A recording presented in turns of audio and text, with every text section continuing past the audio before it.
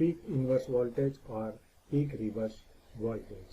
That means PIV or PRV. Now when the diode does not conduct in the rectifier, that means it is in open condition or it is in off condition. The maximum value of reverse voltage across the terminal, the maximum value of the reverse voltage is appeared across the terminal anode and cathode of the SCR is called peak inverse voltage and peak reverse voltage. Now the diode should be capable to withstand this voltage, reverse voltage capacity. Otherwise, it will damage the diodes. So the value of the peak inverse voltage is different for different types of rectifier. Let me see first single phase rectifier. So here you can see only one diode is connected in the circuit. So the E it is nothing but the RMS value of EMF, RMS value of the EMF which is available across the secondary winding of the transformer. It is nothing but it is the input of the diode. So we can write VIP peak inverse voltage is equal to under root 2E, where E is the RMS value of the EMF. So root 2E it is nothing but EM. EM, that means the maximum peak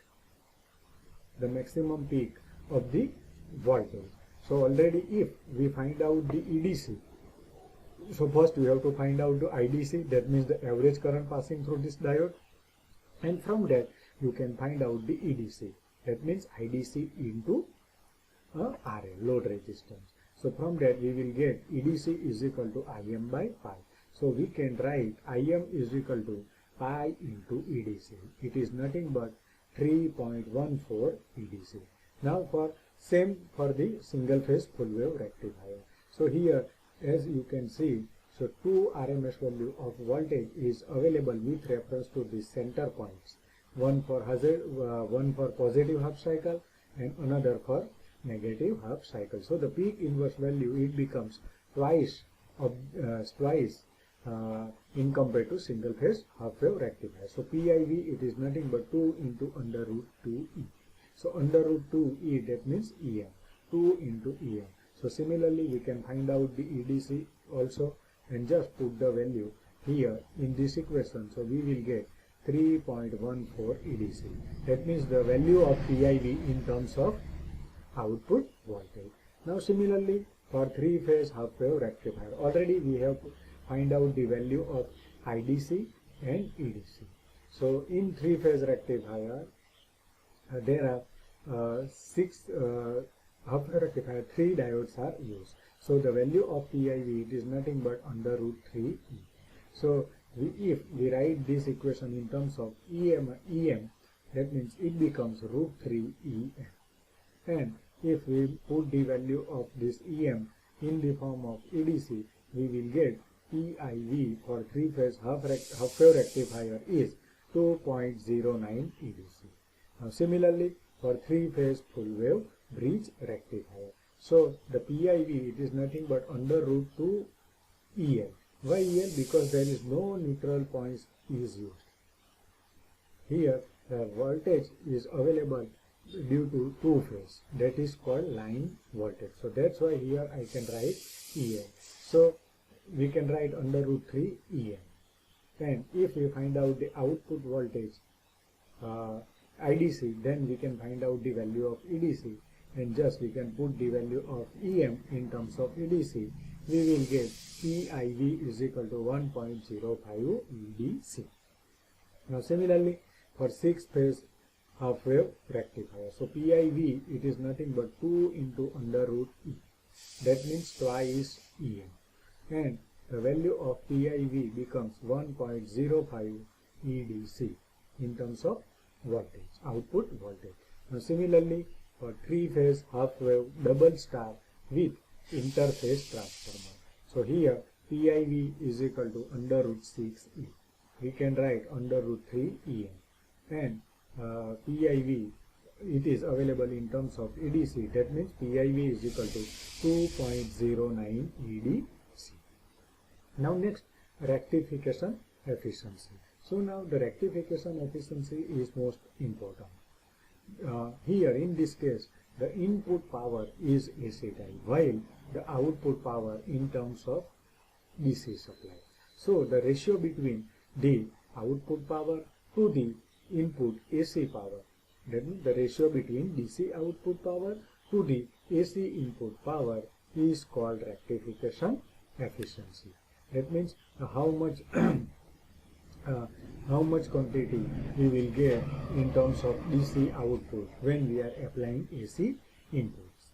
So that means it is nothing but it is the ratio between output power to the input power. So for three-phase half-wave rectifier, the efficiency, that means the DC output power is IDC square into RL, and the AC input power is IRMS square into RL. Now just put the value of in this equation half-wave efficiency. That means DC output power divided by AC input power into 100. Now just put the value of DC output power is equal to IDC square into RL divided by IRMS square into RL. So already we have find out the value of IDC and IRMS for the three-phase half-wave rectifier. So IDC is equal to 0.827 EM by RL and IRMS is equal to 0.838 EM by RL. Now just put this equation, just put the value of IDC and IRMS in this equation. So we will get efficiency is equal to 0.827 EM by RL whole square into RL divided by 0.838 EM by RL whole square into RL into 100. So this EM by RL cancel, RL cancel. So we will get 96.8% efficiency of the three-phase half-wave rectifier. Now similarly we can find out the value of efficiency for the three-phase full-wave rectifier. So it is also a ratio between efficiency. It is nothing but the DC output power to the input AC power ratio. So in the three-phase full-wave rectifier, the value of IDC is equal to 0.955 EM by RL and IRMS is equal to 0.956 EM by RL. Just put the value in this equation. So we will get efficiency of three-phase full-wave rectifier is 99.8%. Now let me see what will be the effect of transformer reactance in the output. So already we have seen that we assume that the value of the current is instantaneously changes with respect to time. That means, and any one diode can conduct for the particular time. Now it is happens due to the anode voltage of both diodes are not same. But practically it is not possible because the transformer secondary winding having reactance. It is not happen. So here we can see the current passing through this diode D1 is decreases. Here you can see the current passing through this diode is decreases, and the current passing through this diode D2 is increases. Here you can see that the current is decreases while due to the current flowing through this diode D2 increases. So now due to the inductive reactance of the coil of the secondary winding of the transformer on EMF induced in the coil, self-induced EMF, that is called LDI by dt. LDI by dt. So already we have studied in the electric circuit subjects. So self-induced EMF, that means it is a property of inductor. Now the value of this EMF is depends on the inductance of the coil, and it also depends on the rate of change of current. Now due to this self-induced EMF, which oppose the decrease or increase of the currents, because it is a property of material which do not allow, or which is opposes the rate of change of currents. So the whatever the current, that means it's require more time to change. Now similarly, when the diode D2, in the case of diode D2, the currents is try to increase, but due to this induced EMF in the secondary winding is opposed. So due to this, the current increase in this diode is also opposed by the self induced EMF. That means it's also require more time to increase the current. So two diodes, here you can see the two diodes are conducted at particular time. So it is most important. We assume that only one diode can conduct at any time. Here we can say, but in practical it is not possible. For particular time period, two diodes are conduct. So that means during this period, the voltage available at the anode terminal of both diodes are same. Both diodes are same. So we can write E is equal to E1 minus L dir by dt. Similarly, is equal to E2 minus L diy by dt. And we can write IR plus IY, it is nothing but IDC, the average load current passing through this load. And the value of this EDC, the voltage, becomes E1 plus E2 by T. So that means we can say that during this overlapping area, the load voltage becomes the average value of E1 and E2. That means already we have seen EDC is equal to E1 plus E2 divided by 2. Now due to this reactance, due to this transformer reactance, the approximately 10% reduction in the DC voltage. So we will get 10% less output in the output voltage due to the only transformer reactance. Now the two current become same for the same time period.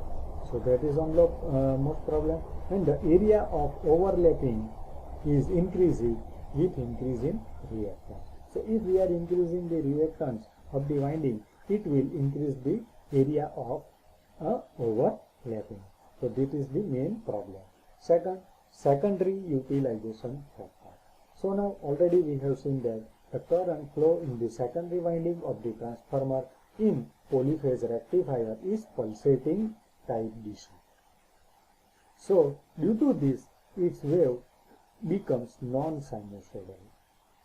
And due to this non-sinusoidal waveform, it generates harmonic current, which is passing through this winding. So for that, the useful DC current is not available in the outputs. Therefore, the volt ampere rating of the secondary winding is always kept greater than the DC output. So it is most important. Now, to know the utilization factor of the secondary winding, one term is developed. So here the secondary utilization factor, it is nothing but the power to the total output power to the total VA rating of the secondary winding. So output power, it is nothing but EDC into IDC divided by total VA rating of the secondary. Now let me see, it is most important for the exam, the comparison of various rectifier circuits.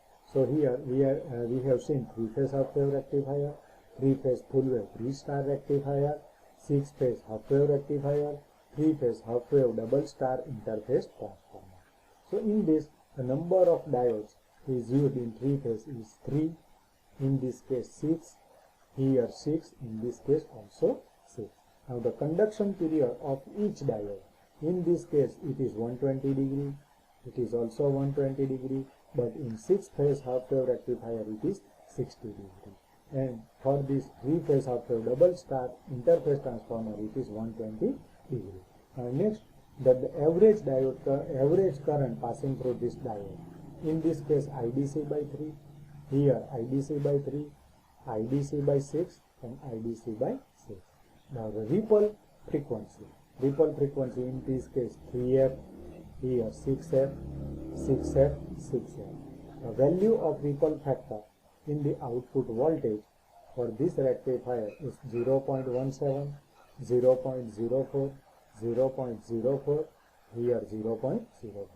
Now the efficiency of this rectifier, in this case 96.8, and in this case 99.8, 99.8 and 99.8. Now the DC saturations occurs in the core. Yes, in this case it is possible. It is occur. In these 3 cases there is no problem related to the saturation of core. Now the secondary utilization factor in 3-phase half-wave rectifier is 0.666. In this case 0.95. In this case 0.55. In this case 0.666. Now the value of output voltage, in this case 0.827 EM. You can also write EDC is equal to 1.17 E. That means this value is available in terms of maximum voltage, and this value it is in terms of RMS value. Now in this case 1.65 EM or 2.34 E. Similarly in this case 0.955 EM or 1.35 E. In this case 0.827 EM.